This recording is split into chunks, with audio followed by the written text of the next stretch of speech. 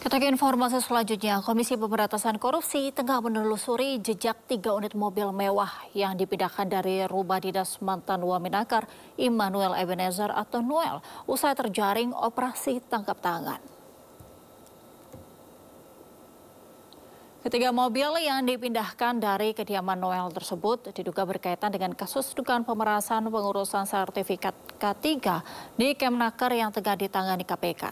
Penyidik saat ini sedang mencari pihak-pihak yang memindahkan ketiga unit mobil tersebut. Juru bicara KPK Budi Prasetyo mengimbau kepada pihak-pihak yang telah memindahkan ketiga mobil tersebut untuk berlaku kooperatif dan segera menyerahkannya ke lembaga anti rasuah. Kemudian terkait Kemenaker ya, untuk pencarian 3 kendaraan roda 4 yang kemarin kami sampaikan sampai dengan hari ini masih terus dilakukan pencarian oleh penyidik dan KPK mengimbau kepada pihak-pihak yang mengetahui keberadaan dari aset-aset yang diduga terkait ataupun berasal dari dugaan tindak pidana korupsi ini untuk kooperatif ataupun dengan mengirimkan atau membawa aset-aset tersebut ke KPK. Karena aset-aset tersebut juga menjadi salah satu barang bukti tentunya dalam proses penyidikan perkara ini. Kemudian terkait dengan siapa yang memindahkan, dipindahkan kemana, itu juga masih terus dilakukan pencarian oleh penyidik. Di mana dalam hari kemarin ya, hari Selasa.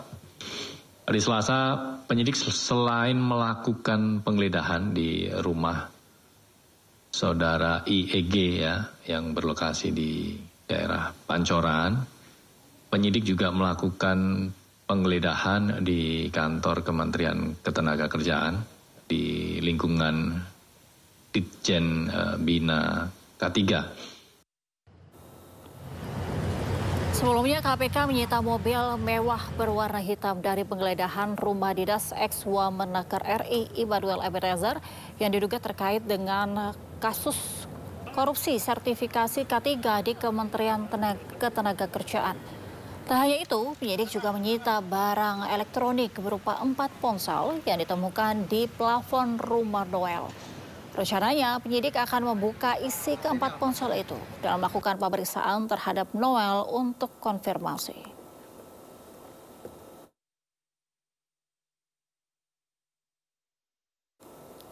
Pemirsa, Kejagung menggeledah rumah mewah milik tersangka kasus korupsi tata kelola minyak mentah Riza Khalid di Bogor, Jawa Barat.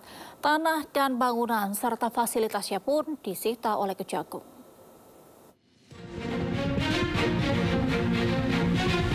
Kejaksaan Agung menyita rumah mewah diduga milik tersangka korupsi tata kelola minyak mentah dan produk kilang minyak Riza Khalid di kawasan Rancamaya, Kota Bogor, Jawa Barat. Tanah dan rumah mewah dengan fasilitas kolam renang tersebut disita penyidik Kejagung usai dilakukan penggeledahan sebelumnya Selasa kemarin berkaitan dengan tindak pidana pencucian uang yang dilakukan Riza. Kapus Penkum Kejagung Anang Supriyatna menyebut rumah mewah ini berdiri di atas lahan 6.500 meter persegi yang terdiri dari 3 sertifikat hak guna bangunan yang seluruhnya bukan atas nama Riza. Selain sudah melakukan tetap mencari pencarian terhadap MRC, tim penyidik Gunung Unar juga telah melakukan penyitaan selain mobil yang kemarin 2 kali penyitaan. Kemarin sudah melakukan penyitaan terhadap 1 bidang tanah yang diduga milik tersangka MRC. Ini kaitannya dengan penggeledahan penyitaan terhadap tanah beserta bangunan diduga merupakan hasil dan sarana kejahatan dalam perkara TPPU yang tindak pidana hasilnya dari tindak pidana korupsi tata kelola minyak. Ada bangunan rumah, dalamnya juga ada fasilitas cukup mewah. Ada kolam renangnya juga sama lengkap. Nanti gambar. Berapa tuh? Kurang lebih itu 3 sertifikat. Jadi sertifikat yang pertama tadi yang 2.591 meter Yang kedua 1.956 meter persegi dan 2023 kurang lebih 6.500 meter. Itu 3 sertifikat atas nama MRC atau uangnya ya atas nama orang lain nomini, tapi uangnya berasal dari tersangka MRC. Sebelumnya, Kejagung juga telah menyita 9 mobil tersangka Riza Khalid. Hingga kini, Riza belum ditahan karena tidak berada di Indonesia.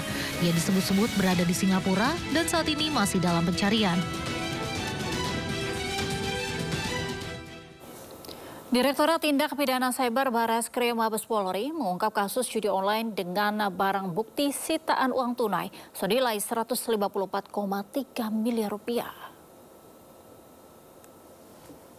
Inilah tumpukan uang senilai 154,3 miliar rupiah yang dipamerkan dalam pengungkapan kasus judi online hasil sinergi antara DTP Cyber Barreskrim Polri dan PPATK. Selain uang tunai, ada juga barang bukti elektronik lainnya yang ditampilkan beserta dengan nama website judi online. Sampai dengan bulan Agustus tahun 2025, Direktorat Tindak Pidana Cyber Barreskrim Polri telah menindaklanjuti 8 LHA dari PPATK dan 41 laporan informasi dari Direktorat Tindak Pidana Eksus Barreskrim Polri, di mana terdapat 5.920 rekening yang terkait transaksi mencurigakan dari tindak pidana perjudian online yang selanjutnya dilakukan pemblokiran terhadap 576 rekening senilai 63 miliar 711 juta 906.018 rupiah yang saat ini masih dalam tahap penyidikan, yaitu 3 berkas perkara. Penyidik juga telah menindaklanjuti penyitaan terhadap uang senilai 90 miliar 639 juta 551.037 rupiah dari 235 rekening yang saat ini berkas perkaranya telah dikirim ke Pengadilan Negeri Jakarta Pusat sejumlah 5 berkas perkara dan 1 berkas perkara di Pengadilan Jakarta Selatan. Pemirsa, pemerintah melalui Kementerian Komunikasi dan Digital akan memanggil sejumlah platform media sosial seperti TikTok dan Meta. Pemerintah akan berkoordinasi dengan para platform terkait penyebaran informasi yang mengakibatkan kericuhan dalam aksi demonstrasi di Jakarta pada 25 Agustus kemarin. Saya pribadi tadi sama Pak Dirjen juga saya hubungi. Yang pertama saya sudah hubungi Head TikTok Asia Pasifik, Helena. Saya minta mereka ke Jakarta, kita akan bercerita tentang fenomena ini. Dan kita juga sudah komunikasi dengan TikTok Indonesia. Dengan Meta Indonesia juga kami sudah komunikasi. Yang belum adalah karena platform X tidak ada kantor. Dan ini kita juga harus sampaikan ke publik bahwa X itu tidak punya kantor di Indonesia. Gitu loh, harusnya.